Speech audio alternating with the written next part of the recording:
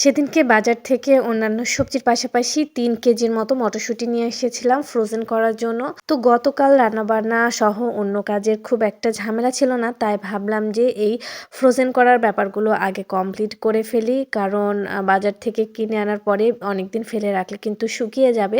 তো গতকাল সকালে ছেলেকে স্কুলে দিয়ে এসে এই তো নাস্তা করে বসে গিয়েছিলাম মটরশুঁটিগুলো ছাড়াতে। তো আমি আমার মেয়ে সবাই মিলেই আরকি মটরশুঁটি ছাড়াচ্ছিলাম। আমার মেয়েও কিন্তু পারছিল। তো মটরশুঁটিগুলো ছাড়ানোর পরে এই তো সবজিগুলো ধুয়ে নিচ্ছি। আর এগুলো যেহেতু আর পরবর্তীতে ধোয়া হবে না, তাই অবশ্যই ভালো করে পরিষ্কার করে নিতে হবে। আমি প্রত্যেকটা সবজি বেশ কয়েকবার ভালো করে পরিষ্কার করে নিয়েছি। একেবারে সিঙ্ক ভর্তি করে পানি নিয়ে ৩-৪ বার করে ধুয়ে নিয়েছি। আর গাজরে কিন্তু একটু বেশিই ময়লা থাকে। তো যার কারণে একদম ডলে, ডলে পরিষ্কার করে নিচ্ছি। ক্যাপসিকাম সহ সবকিছুই যে সবজিগুলো আরকি ফ্রোজেন করব সবকিছুই অনেক ভালো করে পরিষ্কার করে নিতে হবে ফ্রোজেন করার ক্ষেত্রে। এটা অনেক বেশি গুরুত্বপূর্ণ।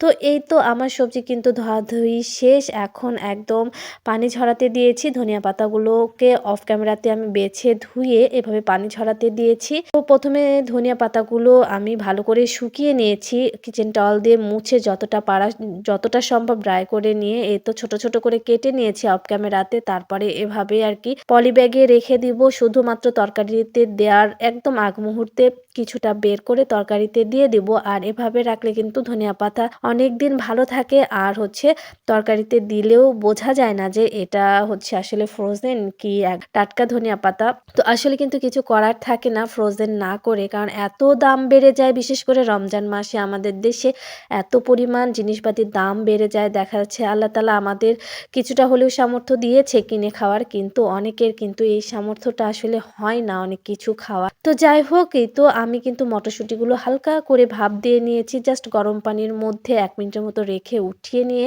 এই তো ঠান্ডা করে আমি এভাবে প্লেটে করে কিছুক্ষণ আরকি ফ্রিজে রেখে দিয়েছিলাম। তারপরে একটু আইস হয়ে গেলে এভাবে আরকি আমি জিপার ব্যাগে ভালো করে প্যাকেট করে উঠিয়ে রাখবো। আর অবশ্যই কিন্তু বাতাস বের করে দিতে হবে পলিব্যাগ থেকে। আর এই সবজিগুলো আমি একদম কাঁচাই রাখবো। এখানে ২ ভাবে আমি ক্যাপসিকাম কেটে নিয়েছি, গাজর একদম চিকন, চিকন করে কেটে নিয়েছি। আর সেই সঙ্গে টমেটো একইভাবে জিপলক ব্যাগে করে ওগুলো সংরক্ষণ করব। আর এখানে আমি একটু ফুলকপিগুলো ভাপ দিয়ে নিচ্ছি হালকা করে, এগুলো ফ্রোজেন করব।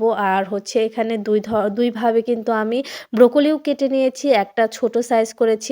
এগুলো নুডলস বা ভাজিতে খেতে ভালো লাগে। আর একটু বড় করে কেটেছি, ওগুলো তরকারি খেতেও কিন্তু বেশ ভালো লাগে। আর হচ্ছে ফুলকপিও কিন্তু আমি একইভাবে ২ রকম সাইজের করেই সংরক্ষণ করেছি অল্প, অল্প করে নুডলস বা ভাজির জন্য আর হচ্ছে তরকারির জন্য। আর এই তো কিউব করে কাটা হচ্ছে গাজরগুলো আমি হালকা করে ভাপ দিয়ে নিয়েছি। নিয়ে এখন ফ্রোজেন করব। এগুলো বেসিক্যালি ভাজিতে খেতে ভালো লাগে। মানে মিক্সড ভেজিটেবল রুটি, পরোটা দিয়ে মানে খুবই ভালো লাগে।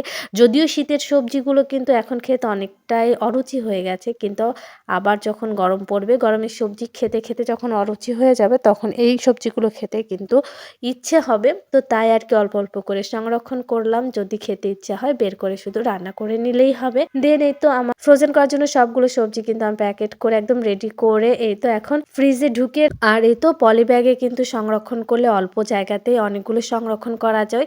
আশা করছি আপনাদের কিছুটা হলেও কাজে লাগবে। শীতের সবজির দাম কম থাকতে, থাকতেই কিন্তু এভাবে ফ্রোজেন করে রাখতে পারেন। ভিডিওটা এখানেই শেষ করছি। সবাই ভালো থাকবেন, সুস্থ থাকবেন। আল্লাহ হাফেজ।